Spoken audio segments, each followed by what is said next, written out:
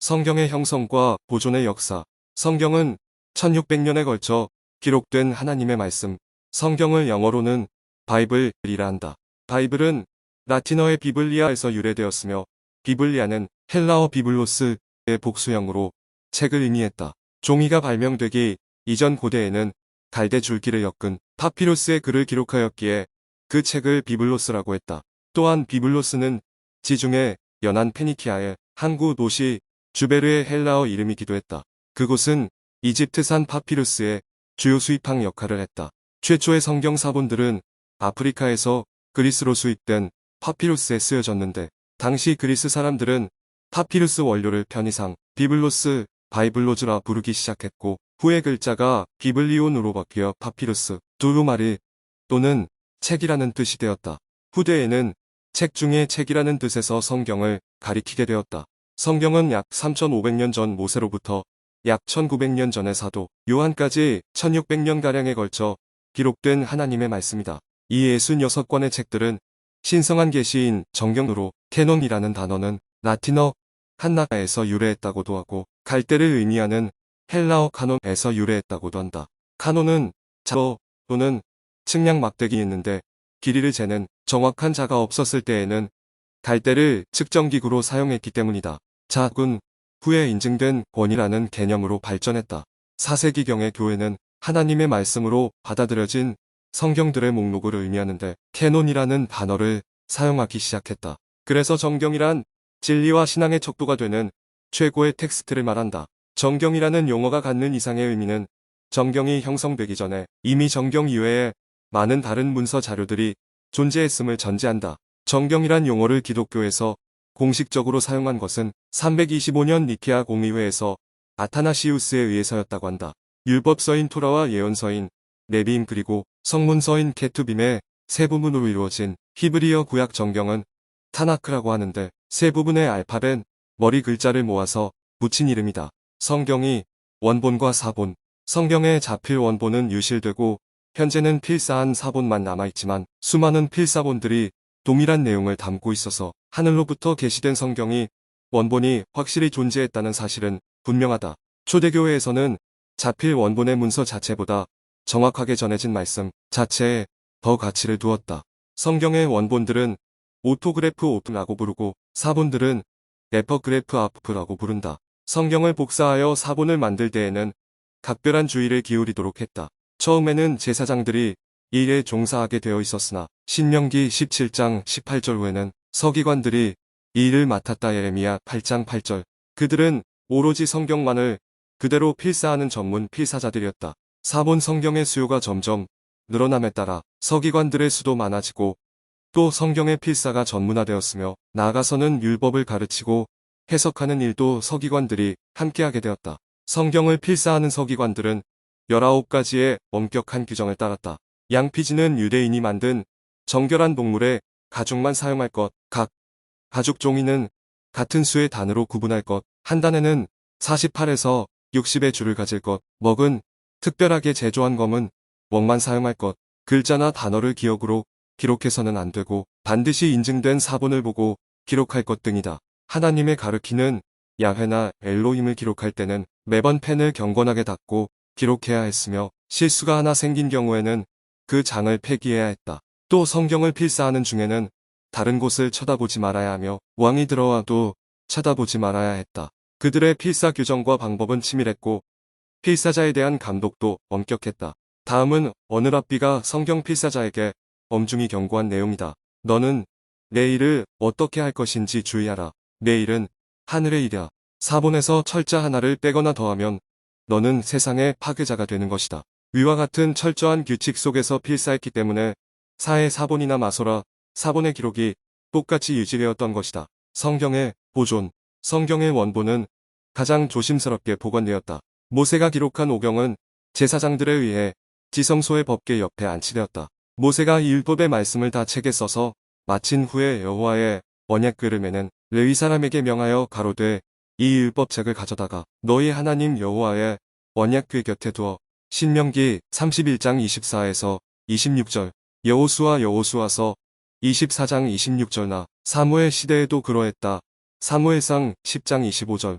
성막이 없어지고 성전이 세워졌을 때에는 성경이 원본들이 성전으로 옮겨졌다. 열왕기하 22장 8절을 보면 제사장 hil기야가 여호와의 전에서 율법책을 발견하였다는 기록이 나온다. 성경 원본들을 법궤 옆에 보관한 데인 특별한 의미가 있었다. 이는 기록된 두루마리 책이 하나님과 가장 가까이 있어서 하나님의 말씀과 동일시되고 세상의 다른 책들과 거룩히 분리시켜 놓음을 의미했다. 구약 성경 헬라어 번역본 72역 LXX. 전해지는 이야기로는 BC 250년경 이집트의 왕 프톨레미 2세의 명령에 따라 히브리어로 기록된 구약 성경을 헬라어로 번역한 것이 있었는데 이것이 소위 72역이라고 알려져 있다.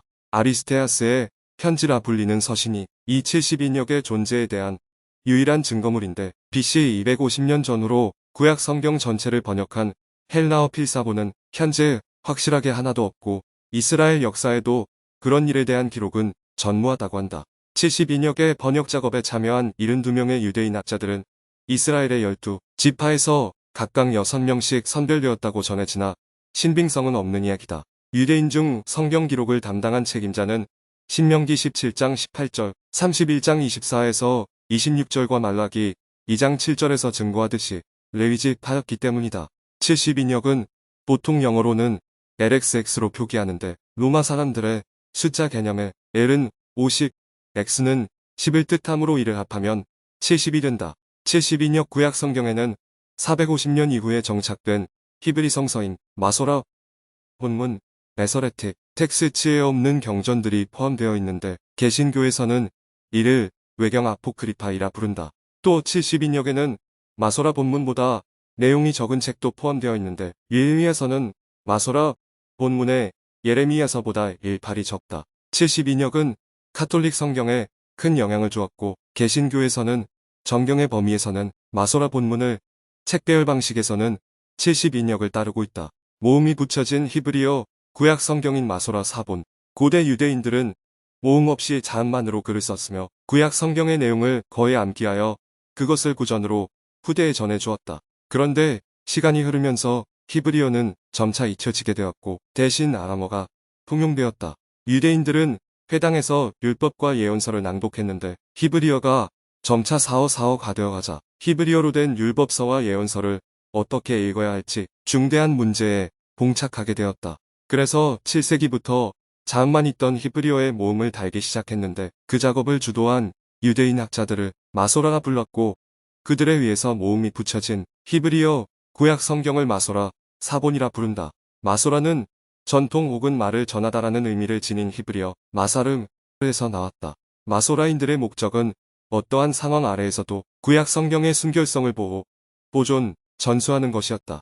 그들의 이러한 노력으로 오늘날 우리는 표준화된 히브리어 사본을 갖게 되었다. 10세기 말에 마소라 학자들이 사용한 본문의 기원은 AD 1세기경까지 거슬러 올라가는데 그들이 만든 사본은 5세기 말에서 6세기 초에 처음 만들어졌다가 900년경에 표준이 정해졌다. 마소라 사본 중 11세기 1008년에 기록된 레닌그라드 사본은 히브리어로 구약 성서의 본문을 모두 담고 있어 1세기 말경부터 오늘에 이르기까지 히브리어 성경의 중심을 이루고 있다. 이 사본은 완전한 히브리어 성서의 가장 오래된 사본으로 현재 레닌그라드 도서관에 소장되어 있다. 레닌그라드 사본은 사해 사본이 생겨난 지 1100년이나 지난 시기에 필사된 것이지만 원문에 훨씬 더 가깝게 베껴졌다는 것이 사본학자들이 공통된 견해다. 1940년대까지만 해도 구약 성경의 가장 오래된 번역 사본은 AD 900년경의 마소라 사본이었으므로 구약 성경의 정확도에 대해 의혹을 가지는 학자들이 있었다. 구약 성경의 마지막 책인 말라기는 BC 400년경에 기록되었고 마소라 사본은 그로부터 1300년이나 지난 후에 쓰여진 사본이므로 사본의 정확도를 의심한 것이었다. 그러나 하나님은 당신의 말씀을 친히 지키신다고 말씀하셨다. 천지는 없어지겠으나 내 말은 없어지지 아니하리라. 누가복음 21장 33절. 그리고 1947년 kumnan 동굴에서 사해 사본이 발견됨으로써 이러한 의혹은 말끔히 사라지게 되었다. 기원전 150년경 기록된 사해 사본의 발견.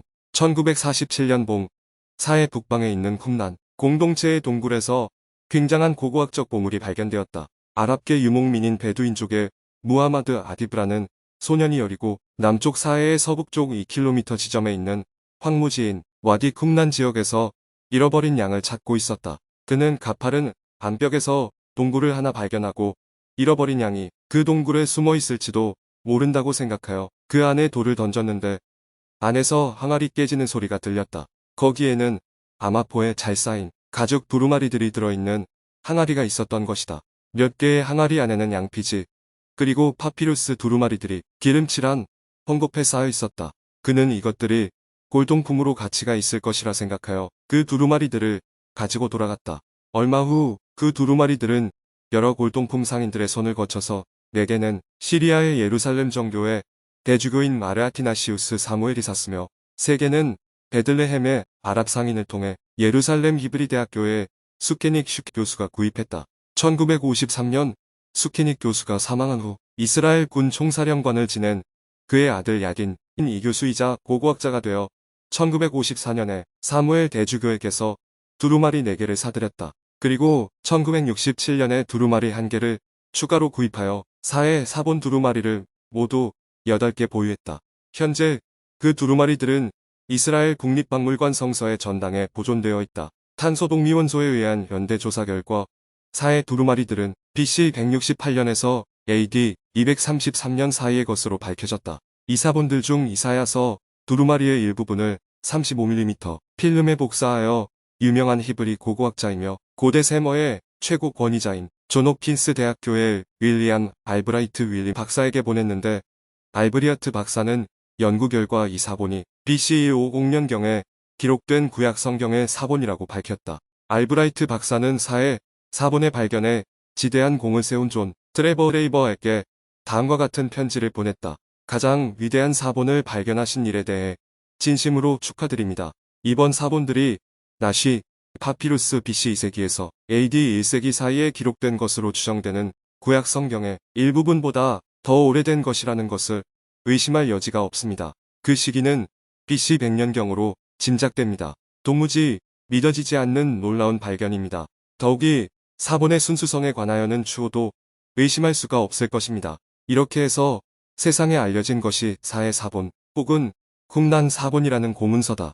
이 사본이 질그릇 항아리 속에서 약 2000년 이상 보관되었음에도 썩거나 많이 훼손되지 않은 것은 사해 주변의 건조한 기후의 영향이었다.